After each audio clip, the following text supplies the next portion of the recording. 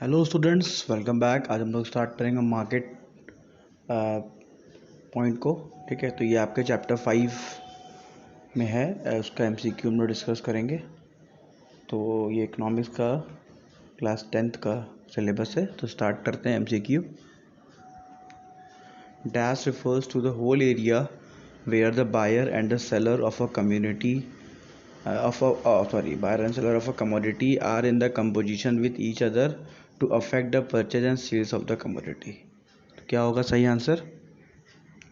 पहला, मार्केट। तो मार्केट एक ऐसा प्लेस होता है जहाँ पे बायर और सेलर मिलते हैं और वहाँ पे कंपटीशंस होते हैं। ठीक है, गुड्स के परचेज सेल्स होते हैं, तो उसको हम मार्केट कहते हैं। नेक्स्ट है, dash is an imaginary market and it is not seen in real life. तो इनमें से कौन सा मार्केट जो इमेजिनरी है और रियल लाइफ में नहीं देखा जाता? तो सही एग्जांपल है इसका परफेक्ट कंपटीशन। तो परफेक्ट कंपटीशन मार्केट है, वो एक इमेजिनरी मार्केट है, बस हम लोग उसको बुक्स में ही पढ़ते हैं। ठीक है। नेक्स्ट है, डैश इज़ रेयरली सीन। ऐसा कौन सा मार्केट है जो कि बहुत कम देखने को मिलता है, मतलब बहुत ही कम है? तो सही एग्जांपल है मोनोपोली। मोनोपोली अब केवल गवर्नमेंट के हाथ में ही बचा है। रेलवे है जैसे, वो मोनोपोली का एग्जांपल हो गया। तो यही सब मोनोपोली है। अब धीरे धीरे गवर्नमेंट सब मोनोपोली ख़त्म कर दी है। तो बहुत कम ही एग्जांपल्स मोनोपोली के बचे हुए हैं। या फिर कोई मेडिसिन हो गए, किसी का पेटेंट आ गया। ठीक है, तो वो मोनोपोली में आ सकता है कि ये कोई नया इन्वेंशन है, तब उसको मोनोपोली में ला सकते हैं। ठीक है, तो इसका सही आंसर आपका मोनोपोली है। नेक्स्ट है, dash is real market situation which we come across in our day to day life. तो डे टू डे लाइफ में ऐसा कौन सा मार्केट है जो हमें देखने को मिलता है? तो सही आंसर है मोनोपोलिस्टिक। मोनोपोलिस्टिक बहुत ही कॉमन मार्केट है। जैसे आप सोप की बात कर लें तो डव सोप हो गया, लक्स सोप हो गया, डिटॉल सोप हो गया। तो सब ये सब एग्जांपल हैं आपके मोनोपोलिस्टिक मार्केट के। ठीक है।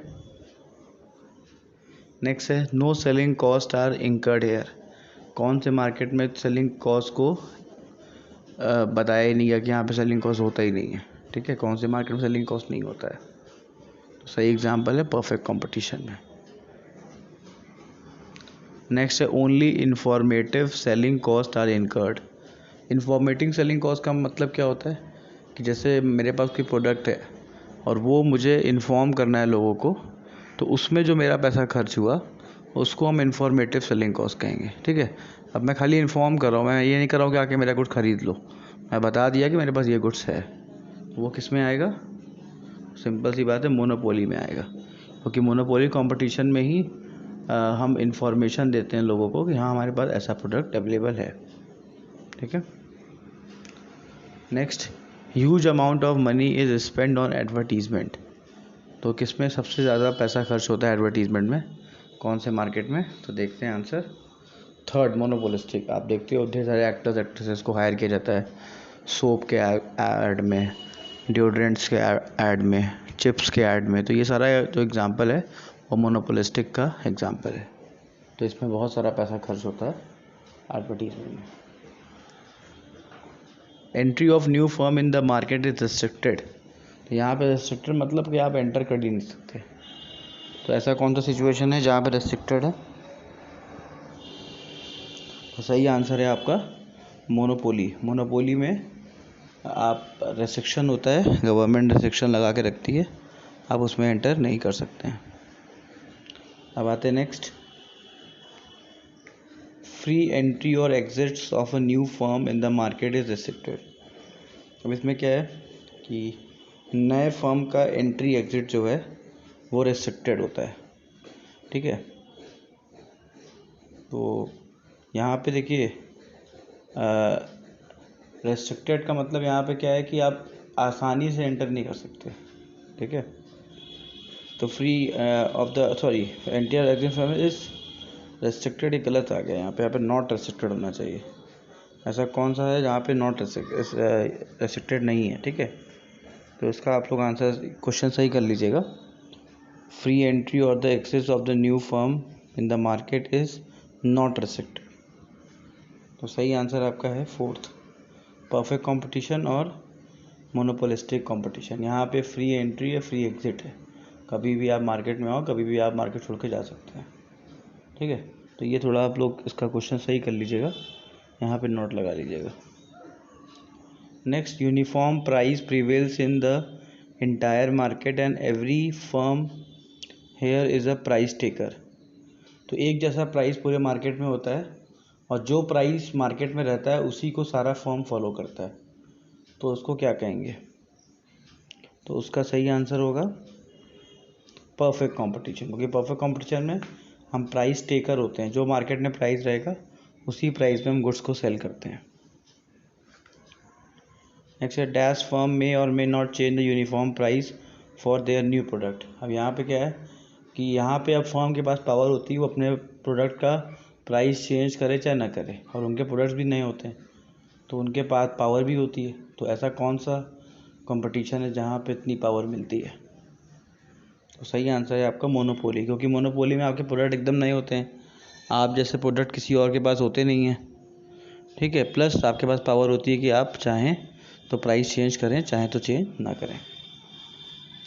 नेक्स्ट है, सिंस प्रोडक्ट डिफरेंशिएशन इज की feature of this market, different seller charge different price for their product. अब यहाँ पे क्या है कि प्रोडक्ट डिफरेंशिएशन ही यहाँ पे की फीचर है कि मेरा प्रोडक्ट इनसे बढ़िया है, इनका प्रोडक्ट उनसे बढ़िया है, मतलब हम अपने प्रोडक्ट को कंपेयर करके अच्छा बताते रहते हैं। तो ऐसे कंडीशन पे ये कौन से मार्केट में आएगा? तो सही आंसर आपका है मोनोपोलिस्टिक। जैसे आप सोप का देखते हो, सोप सब एक ही काम में यूज़ होता है, लेकिन सारे सोप अपने प्रोडक्ट को अलग दिखाने में लगे रहते हैं। डिटॉल अपने प्रोडक्ट को अलग बता रहा है, सेवलॉन अपने प्रोडक्ट को अलग बता रहा है। ठीक है, सब अपने अपने प्रोडक्ट को बेस्ट बताते रहते हैं, तो इसका सही आंसर आपका मोनोपोलिस्टिक कंपटीशन है। अब next, the firm here face perfectly elastic demand curve. अब यहाँ पे इलास्टिक डिमांड कर्व की बात हो रही है। ठीक है, तो कहाँ पे ऐसा सिचुएशन होता है देखते हैं। सही आंसर है आपका परफेक्ट कंपटीशन में आप देखोगे तो डिमांड कर्व जो होता है वो एकदम इलास्टिक होता है। अब आते हैं next, dash demand are downward sloping but less elastic demand curve. अब इलास्टिक है लेकिन लेस इलास्टिक है, देखते हैं क्या है आंसर। तो सही आंसर है मोनोपोली। मोनोपोली में लेस इलास्टिक होता है, क्योंकि हमारे पास ऑप्शन नहीं होता ना कि हम कहाँ पे ख़रीदने जाएं। जहाँ पे इलास्टिक है वहाँ पे कोई दिक्कत नहीं, दाम बढ़ गया कहीं और से ख़रीद लेंगे या फिर नहीं खरीदेंगे। लेकिन यहाँ पे क्या है, मोनोपोलिस्टिक में लेस इलास्टिक है, एक ही सेलर है तो उसी से ख़रीदना है हमको, तो यहाँ पे इसीलिए एग्जाम्पल सही है, लेस इलास्टिक ही इसका आंसर है। ठीक है, नेक्स्ट आते हैं, dash firm has negatively slope demand curve but more elastic. अब यहाँ पे मोर इलास्टिक सिचुएशन दिखा रहे हैं, तो ये कौन सा आंसर हो जाएगा? Monopolistic competition. ठीक है, तो आप ये सब सारे आंसर्स लर्न कर लीजिएगा। मैं फिर से बता दूं, हमारे चैनल का ऑब्जेक्टिव भी यही है कि आपको ऐसे MCQ प्रोवाइड करना कि आपका MCQ भी कंप्लीट हो जाए और साथ ही साथ अगर आप लर्न कर लो तो आपका नोट्स भी हो जाए। ठीक है, तो उसको लर्न करने के उद्देश्य से आप इसको पढ़िए। बाकी प्रैक्टिस के लिए भी हम लोग और क्वेश्चंस अपलोड करेंगे, तो उसको आप प्रैक्टिस करिएगा। अभी इसको ये सब लर्न कर लीजिए आप। Product are different but are close substitute to one another. अब यहाँ पे क्या है, प्रोडक्ट डिफरेंट होते हैं लेकिन बहुत ज़्यादा क्लोज सब्सिट्यूट होते हैं एक दूसरे के। तो एग्जांपल है मोनोपोलिस्टिक, जैसे सोप का मैंने बताया कि प्रोडक्ट आपस में डिफरेंट हैं। ठीक है, कोई मेडिकल सोप बेच रहा है, कोई ब्यूटी सोप बेच रहा है, लेकिन तो सबका काम एक ही है, आप नहाओगे ये सोप से। ठीक है, नेक्स्ट है, प्रोडक्ट आर सेल होमोजीनियस और डिफरेंशिएटेड। अब होमोजीनियस मतलब एक सा, डिफरेंशिएटेड मतलब अलग अलग बता के अपना प्रोडक्ट सेल करना। तो सही आंसर है आपका मोनोपोली कंपटीशन। देखिए अब यहाँ पे गड़बड़ हो गया फिर से, होमोजीनियस और डिफरेंशिएटेड जो होगा ये आपका मोनोपोलिस्टिक में आएगा। ठीक है, नेक्स्ट आते हैं, प्रोडक्ट आर सेल होमोजीनियस, एक जैसे प्रोडक्ट होते हैं, तो ये उसका आंसर हो गया परफेक्ट कंपटीशन। ठीक है, जहाँ पे एक जैसा प्रोडक्ट होता है उसको हम लोग क्या बोलते हैं, परफेक्ट कंपटीशन। होमोजीनियस मतलब एक जैसा product. There are the large number of small seller, ऐसे कौन सा कंडीशन है जहाँ पे बहुत large number of small sellers हैं। सही आंसर है आपका फोर्थ, 1 और 3, मतलब परफेक्ट कंपटीशन में भी आपको ढेर सारे सेलर्स मिलेंगे और साथ ही साथ मोनोपोलिस्टिक कंपटीशन में भी आपको ढेर सारे सेलर्स मिलेंगे। आप सोप का ही ब्रांड ले लो, सोप के बहुत सारे ब्रांड्स हैं मार्केट में, ठीक है, तो इसीलिए लार्ज नंबर ऑफ सेलर्स यहाँ पे अवेलेबल है।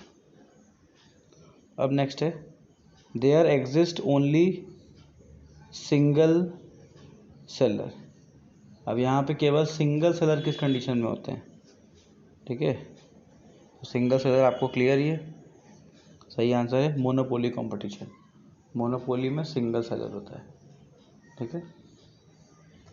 अब आते हैं next, there are a few large firm selling either differentiated और homogeneous product. There are a few large firm selling either differentiated और होमोजीनियस प्रोडक्ट, ठीक है, तो यहाँ पे डिफरेंशिएटेड प्रोडक्ट भी बेच सकते हैं, एक जैसे प्रोडक्ट भी बेच सकते हैं। तो क्या है सही एग्जांपल, ओलिगोपोली। अब यहाँ पे आपका देखिए फ्यू लार्ज फर्म है, जब यहाँ पे लार्ज फर्म की बात होगी तो वहाँ पे ऑटोमेटिक ओलिगोपोली आ जाएगा, इसको याद रखिएगा। लार्ज फर्म में जैसे कार मैन्युफैक्चरिंग कंपनी हो गई, बाइक मैन्युफैक्चरिंग कंपनी हो गई, तो ये सब ओलिगोपोली में आते हैं क्योंकि इनके नंबर्स बहुत कम होते हैं और ये बहुत बड़े फर्म्स होते हैं। कार के फर्म्स को आप गिन सकते हो, लेकिन सोप के फर्म को गिनने में बड़ा टाइम लग जाएगा आपको, लाखों में होंगे, ठीक है। वैसे ही तो जो few numbers of large firm होते हैं, ठीक है, तो वो आपके आते हैं ओलिगोपोली में। लार्ज भी होना चाहिए और फ्यू नंबर्स भी होना चाहिए। उसका सही एग्जांपल कार हो गया, ठीक है, और उसके बाद कार के फर्म्स हो गए, बाइक के फर्म्स हो गए, इसके एग्जांपल्स आप दे सकते हो उसमें। There is a high degree of interdependence among the firm. इसमें क्या होता है, फर्म आपस में इंटरडिपेंडेंट होता है। एक फर्म ने कुछ लॉन्च किया, अब उसी के जैसा कुछ और दूसरा फर्म भी लॉन्च करता है उसको अलग दिखा के, तो दोनों इंटरडिपेंडेंट होते हैं सारे फर्म, ठीक है। तो अब इसमें से एग्जांपल आपका ओलिगोपोली। आप देखते हो कोई भी अगर 5 लाख की कोई गाड़ी लॉन्च हुई तो दूसरा फर्म भी 5 लाख के मिड रेंज में निकालने लगता है अलग, तो तीसरा फर्म अलग निकालने लगेगा। मारुति सुजुकी ने निकाला अल्टो, तो फिर रेनॉल्ट ने निकाला क्विड, ठीक है, और उसी प्राइस में अब हुंडई निकाल रहा है ईऑन, ठीक है। तो इसीलिए ये एग्जांपल्स आप इसमें एकदम सही बैठेंगे कि आप देखोगे इंटरडिपेंडेंट प्रोडक्ट मतलब एक जैसे प्रोडक्ट होते हैं लेकिन थोड़ा थोड़ा डिफरेंस करके वो लोग अपने प्रोडक्ट्स को लॉन्च करते हैं। To avoid price war firm prefer non price competition. तो यहाँ पे प्राइस वॉर नहीं रहता, ठीक है। यहाँ पे जो भी फर्म्स होती हैं वो ज़्यादातर अपने प्रोडक्ट को अलग दिखा के बेचने की कोशिश करती हैं। यहाँ पे जो फर्म्स होती हैं वो प्राइस के पीछे ना भाग के वो फीचर्स दिखाती हैं कि इस फीचर्स का हमारा प्रोडक्ट है, और फीचर्स के हिसाब से गुड्स को सेल करती हैं। सही आंसर इसका हो जाएगा ओलिगोपोली। कार में ही आप देखते होगे। नेक्स्ट है, entry of new firm is very difficult. Very difficult क्यों कहा गया है, रेस्ट्रिक्टेड क्यों नहीं कहा गया, क्योंकि अब कार की फर्म खोलने के लिए कोई ऐसा गवर्नमेंट मना नहीं करेगी, बस आपको उतने पैसे इन्वेस्ट करने पड़ेंगे क्योंकि बहुत बड़ा इन्वेस्टमेंट होता है मैन्युफैक्चरिंग यूनिट लगाने का, इसीलिए इसको वेरी डिफ़िकल्ट कहा गया है। सही आंसर आपका है ओलिगोपोली। अब demand curves of the firm is indeterminate, इसका सही आंसर है oligopoly. Thank you student for watching. हमारे चैनल को प्लीज़ सब्सक्राइब और शेयर करिए। Thank you.